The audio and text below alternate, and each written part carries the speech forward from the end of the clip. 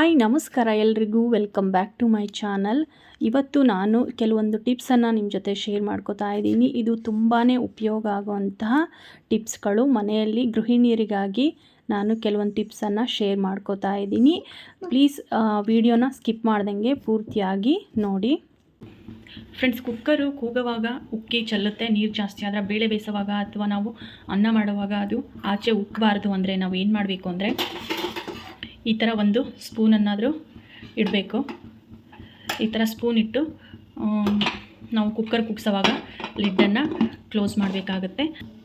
ಹಾಗೆ ನಾವು ಕುಕ್ಕರಿಂದ ನೀರು ಆಚೆ ಉಕ್ಕಿ ಚೆಲ್ಲಬಾರ್ದು ಅಂದರೆ ಈ ಥರ ಒಂದು ಬಟ್ಲನ್ನು ನಾವು ಈ ಥರ ಮಧ್ಯ ಇಡಬೇಕು. ಇಟ್ಟು ನಾವು ಲಿಡ್ಡನ್ನು ಕ್ಲೋಸ್ ಮಾಡಬೇಕಾಗುತ್ತೆ.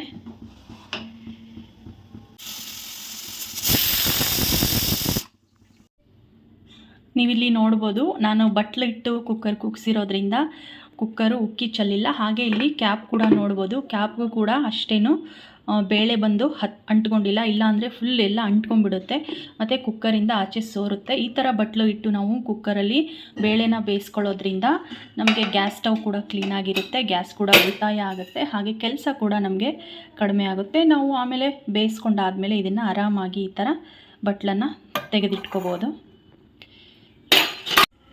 ಕುಕ್ಕರು ಬೇಳೆ ಅಥವಾ ಅನ್ನ ಬೇಯಿಸೋಕ್ಕಿಟ್ಟಾಗ ನೀರು ಉಕ್ಕಿ ಆಚೆ ಚೆಲ್ಲುತ್ತೆ, ಏನು ಮಾಡಬೇಕು ಅನ್ನೋರು ಈ ಒಂದು ಟಿಪ್ನ ಫಾಲೋ ಮಾಡಿ.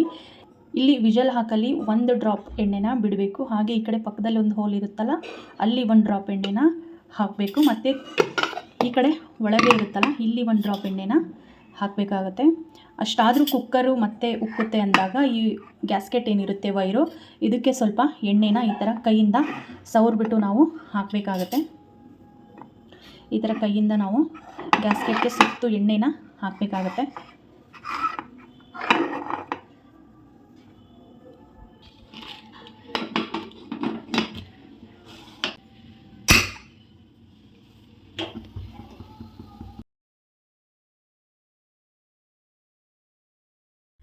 ನೆಕ್ಸ್ಟ್ ನಾನೀಗ ತೋರಿಸ್ತಾ ಇರೋವಂಥ ಟಿಪ್ಸ್ ಬಂದುಬಿಟ್ಟು ಆ್ಯಪಲನ್ನು ನಾವು ಕಲರ್ ಚೇಂಜ್ ಆಗದೆ ಇರೋ ಥರ ಹೇಗೆ ನಾವು ಮಕ್ಕಳಿಗೆ ಬಾಕ್ಸಲ್ಲಿ ಮಧ್ಯಾಹ್ನವರೆಗೂ ಹಾಗೇ ಇರಬೇಕು ಅನ್ನೋದನ್ನು ತೋರಿಸ್ಕೊಡ್ತಾ ಇದ್ದೀನಿ. ಮೊದಲು ಮಾರ್ಕೆಟಿಂದ ನಾವು ಯಾವುದೇ ಫ್ರೂಟ್ಸನ್ನು ತಂದರೂ ಮೊದಲು ಉಪ್ಪು ನೀರಲ್ಲಿ ಒಂದು 10 ನಿಮಿಷ ನೆನೆಸ್ಬಿಟ್ಟು ಚೆನ್ನಾಗಿ ತೊಳಿಬೇಕಾಗತ್ತೆ.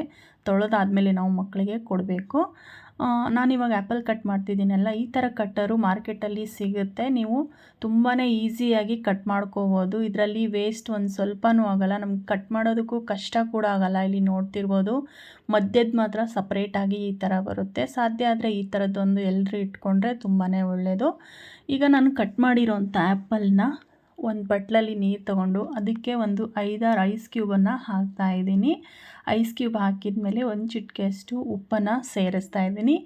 ಆ ಉಪ್ಪು ಮತ್ತು ಐಸ್ ಕ್ಯೂಬ್ ಹಾಕಿರೋಂಥ ಕೋಲ್ಡ್ ವಾಟರ್ಗೆ ನಾವು ಕಟ್ ಮಾಡಿರೋಂಥ ಆ್ಯಪಲ್ನ ಸೇರಿಸ್ಬಿಟ್ಟು 1-2 ನಿಮಿಷ ಈ ಥರ ಡಿಪ್ ಮಾಡಿಕೊಂಡು ಅದನ್ನು ಒಂದು ತೆಗೆದುಬಿಟ್ಟು ಟಿಶ್ಯೂ ಪೇಪರು ಅಥವಾ ಕಾಟನ್ ಬಟ್ಟೆ ಯಾವುದ್ರಲ್ಲಾದರೂ ಒಂದು ಹಾಕಿ ಅದನ್ನು ಸ್ವಲ್ಪ ನೀರನ್ನು ತೆಗೆದು ಈ ಥರ ಮಾಡೋದ್ರಿಂದ ನಾವು ಬಾಕ್ಸ್ಗೆ ಹಾಕಿ ಕಳಿಸಿರ್ತೀವಲ್ಲ ಫ್ರೂಟ್ ಮಕ್ಕಳಿಗೆ, ಅದು ಮಧ್ಯಾಹ್ನ ಲಂಚ್ ಟೈಮ್ವರೆಗೂ ಅದೇ ಫ್ರೆಶ್ನೆಸ್ ಇರುತ್ತೆ. ಮನೇಲೂ ಕೂಡ ನಾವು ಈ ಥರ ಕಟ್ ಮಾಡಿ ಇಟ್ಕೋಬೋದು, ಮಕ್ಕಳಿಗೂ ಕೂಡ ಬಾಕ್ಸ್ಗೆ ಹಾಕಿ ಕಳಿಸ್ಬೋದು. ಈ ಟಿಪ್ಸ್ ಇಷ್ಟ ಆದರೆ ಒಂದು ಲೈಕ್ ಮಾಡಿ. ಹಾಗೆ ನೆಕ್ಸ್ಟ್ ಟಿಪ್ ಬಂದುಬಿಟ್ಟು, ನಾವು ಮನೆಯಲ್ಲಿ ಫ್ರೂಟ್ ಆಗಲಿ ತರಕಾರಿ ಆಗಲಿ ಎಲ್ಲ ಕಟ್ ಮಾಡ್ತಿರ್ತೀವಿ, ಡೈಲಿನೂ ಕಟ್ ಮಾಡ್ತಿರ್ತೀವಿ. ಕೆಲವೊಬ್ಬರು ಮನೆಯಲ್ಲಿ ಗ್ಯಾಸ್ ಕೌಂಟ್ರ್ ಟಾಪ್ ದೊಡ್ಡದಿರುತ್ತೆ, ಕೆಲವೊಬ್ಬರು ಮನೆಯಲ್ಲಿ ಚಿಕ್ಕದಿರುತ್ತೆ. ಬಾಡಿಗೆ ಮನೆಯಲ್ಲಂತೂ ತುಂಬಾ ಚಿಕ್ಕದಾಗಿ ಕಟ್ಟಿರ್ತಾರೆ. ಅಂಥವ್ರಿಗೆ ಈ ಟಿಪ್ಪು ತುಂಬಾ ಯೂಸ್ಫುಲ್ ಆಗುತ್ತೆ. ಆಮೇಲೆ ನಾವು ಗ್ಯಾಸ್ ಕಟ್ಟೆ ಮೇಲೆ ಅಥವಾ ಟ್ರೇಯಲ್ಲಿ ನಾವು ಸಿಪ್ಪೆನ ಬಿಡ್ತೀವಿ, ಅದ್ರ ಬದಲು ಈ ಥರ ಒಂದು ಪ್ಲೇಟಿಗೆ ಕಟ್ ಮಾಡಿ ಹಾಕ್ಕೊಂಡ್ರೆ ನಾವು ಈಸಿಯಾಗಿ ಇದನ್ನು ಡಸ್ಟ್ಬಿನ್ಗೆ ಹಾಕ್ಬೋದು. ಅಡುಗೆ ಮನೆಯೂ ಕ್ಲೀನಾಗಿರುತ್ತೆ, ಪದೇ ಪದೇ ಒರೆಸ್ಬೇಕು ಅನ್ನೋ ಟೆನ್ಷನ್ ಇರೋಂಗಿಲ್ಲ. ಹಾಗೆಯೇ ಪ್ಲೇಟಲ್ಲಿ ನಮಗೆ ಬೇಡ ಅಂದರೆ ಈ ಥರ ತೊಳೆಯೋಕ್ಕೆ ನಮಗೆ ಕಷ್ಟ ಆಗುತ್ತೆ, ಪ್ಲೇಟ್ ಬೇಡ ಅಂದರೆ ಎಲ್ಲರ ಮನೆಯಲ್ಲೂ ಈ ಥರ ಪೇಪರ್ ಇದ್ದೇ ಇರುತ್ತೆ. ನ್ಯೂಸ್ ಪೇಪರ್ ಆಗಲಿ ಅಥವಾ ಮಕ್ಕಳು ನೋಟ್ಬುಕ್ ಆಗಲಿ ಯೂಸ್ ಮಾಡ್ಕೊಂಡು ಬಿಟ್ಟಿರೋಂಥ ಪೇಪರ್ಸ್ ಇರುತ್ತೆ. ನಾವು ಅದನ್ನು ತರಕಾರಿ ಅಥವಾ ಹಣ್ಣನ್ನು ಕಟ್ ಮಾಡುವಾಗ ಈ ಥರ ಒಂದು ಪೇಪರ್ ಯೂಸ್ ಮಾಡಿಕೊಂಡ್ರೆ ಅದರಲ್ಲಿರೋ ಬಂದಿರೋಂಥ ಸಿಪ್ಪೆನ ಅಥವಾ ವೇಸ್ಟನ್ನು ಈ ಥರ ಹಾಕೋದ್ರಿಂದ ನಾವು ಈಸಿಯಾಗಿ ಇದನ್ನು ಈ ಥರ ಮಡಚಿಬಿಟ್ಟು ಡಸ್ಟ್ಬಿನ್ಗೆ ಹಾಕ್ಕೋಬೋದು. ಪಪ್ಪಾಯ ತಿಂದ ಮೇಲೆ ಈ ಥರ ಸಿಪ್ಪೆನ ನಾವು ಕಸಕ್ಕೆ ಹಾಕ್ತೀವಿ. ಇದರಲ್ಲಿ ಒಂದು ಒಳ್ಳೆ ಫೇಸ್ ಪ್ಯಾಕು ಮತ್ತು ಸ್ಕ್ರಬ್ಬರ್ ಆಗಿ ನಾವು ಯೂಸ್ ಮಾಡ್ಕೋಬೋದು. ಅದು ಹೇಗೆ ಅಂತ ಇವಾಗ ನಾನು ತೋರಿಸ್ತೀನಿ. ಈ ಥರ ಸಿಪ್ಪೆ ತೊಗೊಂಡು ನಾವು ಅದನ್ನು ಈ ಥರ ಫೋರ್ಕಿಂದ ಆಗಲಿ ಅಥವಾ ಸ್ಪೂನಿಂದ ಚಾಕುವಿಂದ ನಾವು ಈ ಥರ ಸಿಪ್ಪೆಯಲ್ಲಿರೋ ಹಣ್ಣನ್ನು ತೆಕ್ಕೋಬೇಕು.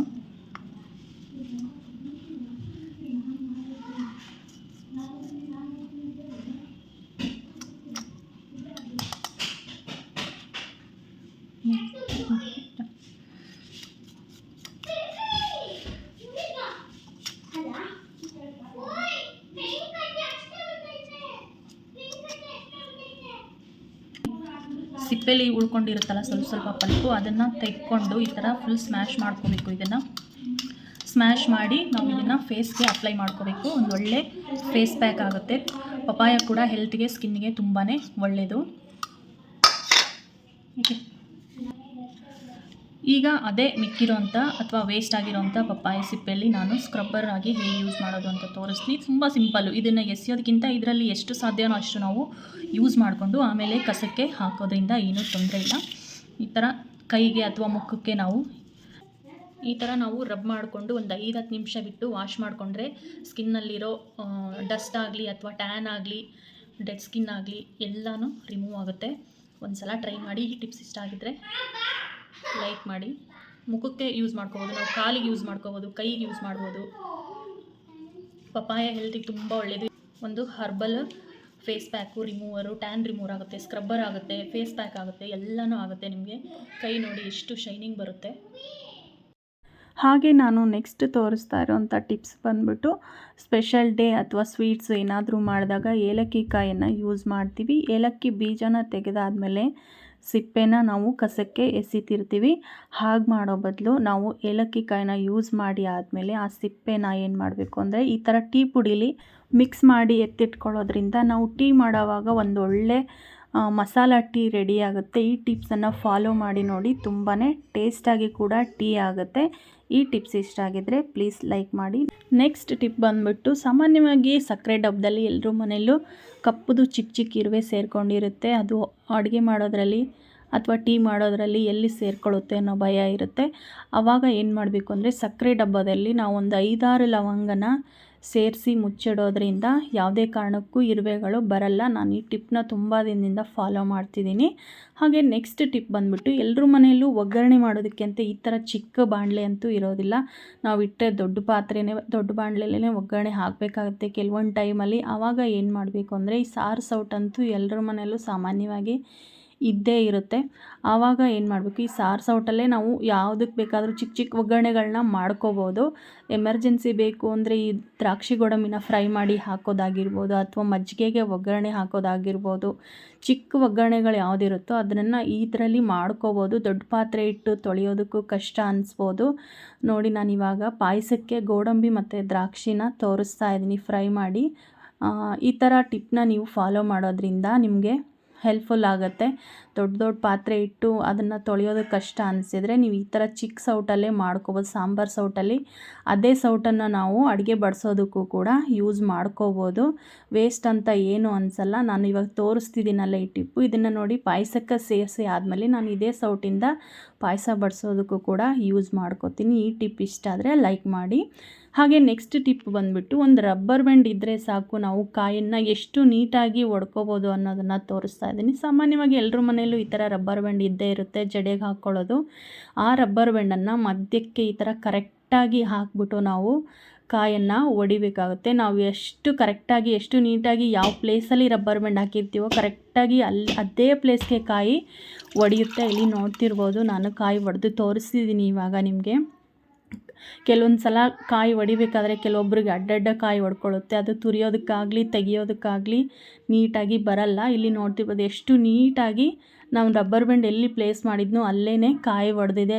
ಈ ಥರ ಟ್ರಿಕ್ಸನ್ನು ಒಂದು ಸಲ ನೀವು ಟ್ರೈ ಮಾಡಿ ನೋಡಿ, ಕಮೆಂಟ್ ಮಾಡಿ. ಹಾಗೆ ನೆಕ್ಸ್ಟ್ ಟಿಪ್ಪು ಬಂದುಬಿಟ್ಟು ಈ ಥರ ಕಾಯಿ ಒಡೆದಾದ್ಮೇಲೆ ನಾವೇನು ಮಾಡಬೇಕು ಅಂದರೆ ಅದರದ್ದು ನಾರು ಇರುತ್ತಲ್ಲ, ಈ ಥರ ನಾರನ್ನು ನಾವು ಕ್ಲೀನಾಗಿ ಬಿಡಿಸ್ಕೋಬೋದು. ಕ್ಲೀನಾಗಿ ಅದು ಏನಕ್ಕೆ ಯೂಸ್ ಮಾಡಬೇಕು ಅಂದರೆ ಈ ಕಾಯಿ ನಾರಿಂದ ನಾವು ಪಾತ್ರೆನ ತೊಳ್ಕೊಳ್ಳೋದಕ್ಕೆ ಯೂಸ್ ಮಾಡ್ಬೋದು. ಮೊದಲೆಲ್ಲ ನಾವು ತೆಂಗಿನ ನಾರಲ್ಲೇ ಪಾತ್ರೆ ತೊಳಿತಿದ್ವಿ. ಸ್ಕ್ರಬ್ಬರ್ ಆಗಲಿ ಸ್ಪಾಂಜ್ ಆಗಲಿ ಯಾವುದೂ ಇರಲಿಲ್ಲ. ಇದೇ ತೆಂಗಿನ ನಾರಲ್ಲಿ ಪಾತ್ರೆಗಳು ಅಷ್ಟು ನೀಟಾಗಿ, ಎಂಥ ಜಿಡ್ಡೆ ಇರಲಿ ಎಂಥ ಮಸಿನೇ ಇರಲಿ, ಪಾತ್ರೆಗಳು ಅಷ್ಟು ಪಳಪಳ ಅಂತ ತೊಳಿತಿತ್ತು. ಹಿಂದಿನ ಕಾಲದಲ್ಲಿ ಎನ್ನೋದಕ್ಕಿಂತ ನಾವೇ ಚಿಕ್ಕವರಿದ್ದಾಗಲೇ ಇದರಲ್ಲೇ ತೊಳಿತಿದ್ವಿ. ಈಗ ಸ್ಪಾಂಜು ಸ್ಕ್ರಬ್ಬರು ಅಂತ ಎಲ್ಲ ಬಂದಿದೆ. ಪಾತ್ರೆ ಮಾತ್ರ ತುಂಬಾ ಚೆನ್ನಾಗಿ ಹೊಳೆಯುತ್ತೆ ಈ ಥರ ನಾವು ಯೂಸ್ ಮಾಡ್ಕೊಳ್ಳೋದ್ರಿಂದ. ಇದು ಬೇಗ ಸೌದು ಹೋಗಲ್ಲ. ಕೆಲವೊಂದು ನಾನ್ ಸ್ಟಿಕ್ ಪಾತ್ರೆಗಳಿಗೆ ತಂತಿ ಬ್ರಷನ್ನು ಹಾಕಿ ತಿಕ್ಕೋ ಆಗಿರಲ್ಲ. ಆವಾಗ ನಾವೇನು ಮಾಡಬೇಕು, ಈ ಥರ ತೆಂಗಿನ ನಾರು ಹಾಕಿ ತೊಳೆಯೋದ್ರಿಂದ ಪಾತ್ರೆಗಳು ಚೆನ್ನಾಗಿರುತ್ತೆ. ಫ್ರೆಂಡ್ಸ್, ನಾನು ಆ ತೆಂಗಿನ ನಾರಲ್ಲಿ ಪಾತ್ರೆ ತೊಳೆದು ತೋರಿಸ್ತೀನಿ. ಇವಾಗ ನಾನು ಆ ಥರ ತೆಂಗಿನ ನಾರನ್ನು ಬಿಸಾಕೋದಿಲ್ಲ, ಈ ಥರ ಸ್ಟೋರ್ ಮಾಡಿ ಇಟ್ಕೊಂಡಿರ್ತೀನಿ. ಸ್ಕ್ರಬ್ಬರು ಸೌದಾಗ ಅಥವಾ ಖಾಲಿ ಆದಾಗ ನಾನು ಇದೇ ನಾರಿಂದ ಪಾತ್ರೆನ ತೊಳಿತೀನಿ. ಈಗ ನಿಮ್ಮ ಮುಂದೆ ಒಂದೆರಡು ಪಾತ್ರೆನ ತೊಳೆದು ಕೂಡ ತೋರಿಸ್ತೀನಿ ಎಷ್ಟು ಚೆನ್ನಾಗಿ ಕ್ಲೀನ್ ಆಗುತ್ತೆ ಅಂತ. ಈ ಥರ ಫಸ್ಟು ಚೆನ್ನಾಗಿ ನೆನೆಸ್ಕೋಬೇಕು ಅದನ್ನು.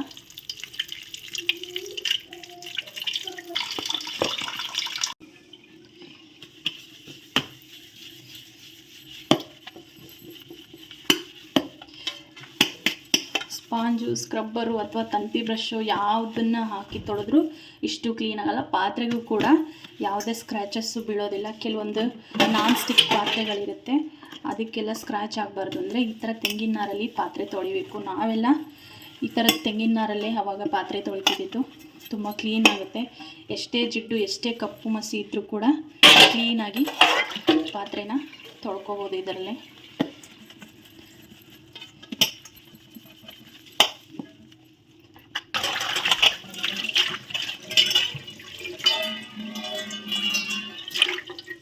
ಇಲ್ಲಿ ನೋಡ್ತಿರ್ಬೋದು ಪಾತ್ರೆ ಎಷ್ಟು ನೀಟಾಗಿ ಕ್ಲೀನಾಗಿ ಆಗಿದೆ. ನೀರಿಂದು ಒಂದು ಚುಕ್ಕೆನೂ ಬಿದ್ದಿಲ್ಲ, ಅಷ್ಟು ಜಿಡ್ಡು ಕೂಡ ಹೋಗಿದೆ. ತುಂಬಾ ಕ್ಲೀನ್ ಆಗುತ್ತೆ ಪಾತ್ರೆ. ಕೆಲವೊಂದು ಸಲ ಪಾತ್ರೆ ತೊಳೆದ ಮೇಲೆ ನೀರಿಂದು ಮಾರ್ಕ್ಸ್ ಹಾಗೆ ಉಳ್ಕೊಳ್ಳುತ್ತೆ. ಇದರಲ್ಲಿ ಯಾವುದೇ ನೀರಿನ ಮಾರ್ಕ್ ಆಗಲಿ ಕಲೆಗಳಾಗಲಿ ಉಳಿದಿಲ್ಲ. ಅಷ್ಟು ಕ್ಲೀನಾಗಿ ಪಾತ್ರೆ ನೀಟಾಗಿ ತೊಳ್ಕೊಬೋದು ತೆಂಗಿನ ನಾರಿಂದ. ಈ ಟಿಪ್ಸು ನಿಮಗೆ ಇಷ್ಟ ಆಗಿದ್ರೆ ಪ್ಲೀಸ್ ಲೈಕ್ ಮಾಡಿ. ಇಂಥ ಟಿಪ್ಸ್ ಯಾರಿಗೆಲ್ಲ ಯೂಸ್ ಇರುತ್ತೋ ಅಂಥವ್ರಿಗೆ ಶೇರ್ ಮಾಡಿ. ನಿಮ್ಮ ಫ್ಯಾಮಿಲಿ ಫ್ರೆಂಡ್ಸ್ ಜೊತೆಗೂ ಶೇರ್ ಮಾಡಿ, ಅವ್ರಿಗೂ ಕೂಡ ತುಂಬಾ ಹೆಲ್ಪ್ ಆಗುತ್ತೆ ಅಂತ ನನ್ನ ಅನಿಸಿಕೆ. ನೆಕ್ಸ್ಟ್ ಟಿಪ್ಪು ಬಂದುಬಿಟ್ಟು, ಕಾಯಿ ಈ ಥರ ಇರುತ್ತಲ್ಲ, ನಮಗೆ ಕೆಲವೊಬ್ಬರಿಗೆ ತುರಿಯೋದಕ್ಕೆ ಬರಲ್ಲ, ಕೈಗೆಲ್ಲಿ ಚುಚ್ಕೊಳ್ಳುತ್ತೆ ಅಂತೇಳಿ ಚಾಕುವಿಂದ ತೆಗಿಯೋಕ್ಕೂ ಬರಲ್ಲ, ಎಲ್ಲಿ ಕೈಗೆ ಚುಚ್ಚಿಬಿಡುತ್ತೋ ಅನ್ನೋ ಕೆಲವೊಬ್ಬರಿಗೆ ಭಯ ಇರುತ್ತೆ. ಕಾಯಿ ತುರಿಯೋಕ್ಕೆ ಬರದೇ ಇರೋರು ಅಥವಾ ಚಾಕುವಿಂದ ತೆಗಿಯೋಕ್ಕೆ ಬರದೇ ಇರೋರು ಈ ಟಿಪ್ಪನ್ನು ಫಾಲೋ ಮಾಡಿ ನೋಡಿ, ತುಂಬಾ ಹೆಲ್ಪ್ಫುಲ್ ಆಗಿರುತ್ತೆ. ನಾನು ತೋರಿಸ್ತಿರೋ ಇಂಥ ಟಿಪ್ಸ್ಗಳು ಇಷ್ಟ ಆಗಿದ್ರೆ ಪ್ಲೀಸ್ ಲೈಕ್ ಮಾಡಿ, ಹಾಗೆ ನಮ್ಮ ಚಾನಲ್ಗೆ ಸಬ್ಸ್ಕ್ರೈಬ್ ಮಾಡ್ಕೊಳ್ಳಿ. ಒಡೆದಿರೋ ಅಂಥ ಕಾಯಿ ಹೋಳನ್ನು ನಾವು ಒಲೆ ಮೇಲೆ ಇಡಬೇಕಾಗತ್ತೆ. ಸಣ್ಣ ಉರಿಲಿ ಒಂದು 5 ನಿಮಿಷ ಇಟ್ಟರೆ ಸಾಕಾಗುತ್ತೆ. ಇಲ್ಲಿ ನೋಡ್ತಿರ್ಬೋದು, ನಾವು ಒಲೆ ಮೇಲೆ ಇಟ್ಟ ಮೇಲೇ ಕಾಯಿ ಡಿಫ್ರೆನ್ಸ್ ನಮಗೆ ಗೊತ್ತಾಗ್ಬಿಡುತ್ತೆ. ನೀಟಾಗಿ ಬಿಟ್ಕೊಳ್ಳೋಕೆ ಸ್ಟಾರ್ಟ್ ಆಗುತ್ತೆ. ಆ ಕಾಯಿ ಹೋಳನ್ನು ನಾವು ಈ ಥರ ತಣ್ಣೀರಲ್ಲಿ 1 ನಿಮಿಷ ಈ ಥರ ಮುಳುಗಿಸಿ ನಾವು ಆಚೆ ತೆಗೆದ್ರೆ ಸಾಕು, ನೀಟಾಗಿ ಚಿಪ್ಪಿಂದ ಕೊಬ್ಬರಿ ಆಚೆ ಬರುತ್ತೆ. ಜಸ್ಟ್ ನಾವು ಚಾಕುವಿಂದ ಈ ಥರ 1 ರೌಂಡು ತಿರುಗಿಸ್ಕೊಂಡ್ಬಿಟ್ರೆ ಸಾಕು, ಕೊಬ್ಬರಿ ನೀಟಾಗಿ ಆಚೆ ಕಡೆ ಬರುತ್ತೆ. ನಿಮಗೆ ಪೀಸ್ ಬೇಕಾದರೆ ಪೀಸ್ ಮಾಡ್ಕೋಬೋದು ಚಾಕುವಿಂದ, ಅಥವಾ ತುರಿಯೋ ಮಣೆಯಲ್ಲಿ ತುರಿತೀನಿ ಅಂದರೆ ತುರಿಬೋದು. ನೋಡ್ತಿರ್ಬೋದು ಎಷ್ಟು ನೀಟಾಗಿ ಕಷ್ಟ ಇಲ್ಲದೇ ನಾವು ಕೊಬ್ಬರಿನ ಆಚೆ ತೆಗೆದ್ವಿ. ಇಲ್ಲಿ ನಾನಿವಾಗ ಚಟ್ನಿಗೆ ಕೊಬ್ಬರಿ ಬೇಕಾಗಿತ್ತು, ತುರಿಯೋದು ಲೇಟ್ ಆಗುತ್ತೆ ಅಂತ ಹೇಳ್ಬಿಟ್ಟು ನಾನು ಕೆಲಸ ಮಾಡ್ತಾನೆ ಕಾಯಿ ಹೋಳನ್ನು ಗ್ಯಾಸ್ ಮೇಲೆ ಇಟ್ಟಿದ್ದೆ. ನನ್ನ ಕೆಲಸನೂ ಈಸಿ ಆಯಿತು, ಚಟ್ನಿಗೂ ಕೂಡ ಬೇಗನೆ ಆಯಿತು. ಈ ಟಿಪ್ಸ್ ಇಷ್ಟ ಆದರೆ ಲೈಕ್ ಮಾಡಿ, ಹಾಗೆ ಚಾನಲ್ಗೆ ಸಬ್ಸ್ಕ್ರೈಬ್ ಮಾಡ್ಕೊಂಡು ಸಪೋರ್ಟ್ ಮಾಡಿ.